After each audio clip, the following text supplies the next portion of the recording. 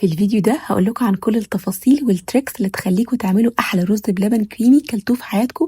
مش هتبطلوا تاكلوه بعد كده غير من ايديكم. الطريقه دي معتمداها بقالي 8 سنين وبجد كل مره بنبهر بالنتيجه اكنها اول مره. فاعملوا سيف للفيديو ويلا بقى نشوف هنعمل ايه. هنجيب نص كوبايه رز مصري نوع نظيف، يفضل يكون مش مغسول او يا دوبك ادوله شطفه بسيطه. نملى اقل من نص الحله ميه ونحطه فيها وعلى النار بقى ونسيبهم يغلوا مع بعض براحتهم. نفتح كده الحله شويه بالشكل ده عشان الرز ما يفورش مننا. محتاجين في الخطوه دي ان الرز يستوي على الاخر، ما يبقاش محصول. لو حاسين ان هو لسه ما استواش بنزوده شويه ميه تاني ونغليه تاني لحد ما نوصل بالشكل اللي احنا راضيين عنه. الرز ده كده نمسكها نلاقيها بتدوب في ايدينا. تاني بقى تفصيله، بناخد حوالي كبشتين او 3 من الرز المسلوق وبنشيلهم في طبق على جنب، وهقول لكم نعمل بيهم ايه بعد كده.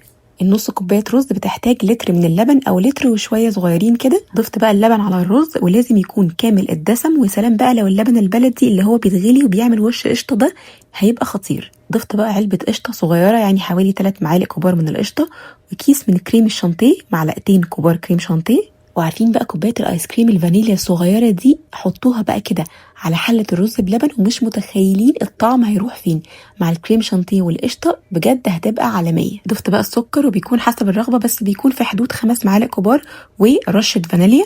فاكرين بقى كبشتين الرز اللي احنا شلناهم على جنب دول؟ هنضربهم بالهاند بلندر او في الخلاط او في الكب اي حاجه ونضيفهم بقى على حله الرز بلبن. ده بتساعد ان الرز بلبن يبقى كريمي اكتر، ويساعد ان هو يتقل ويمسك في بعضه اكتر من غير ما نحتاج كميه نشا كبيره. بنسيب بقى الرز مع اللبن يغلوا حوالي تلت ساعه، كل 5 دقايق بنديله تقليبه ونسيبه يغلي تاني، عشان لو سبناه مع بعضه هيفور ويبهدل الدنيا، وكمان عشان نمنع ان الرز يلزق في قعر الحله. عايزه اقول لكم ان هو كده ممكن يتصب في اطباق وهتلاقوه شويه ومسك، بس انا بحب احط له معلقه صغيره بس نشا، يعني يا دوبك معلقه صغيره مش مليانه. طبعا نكون مدوبينها في شويه ميه او لبن، وبالظبط كده 3 دقايق او 4 دقايق نقلبه هنلاقيه كده تقل بالشكل ده.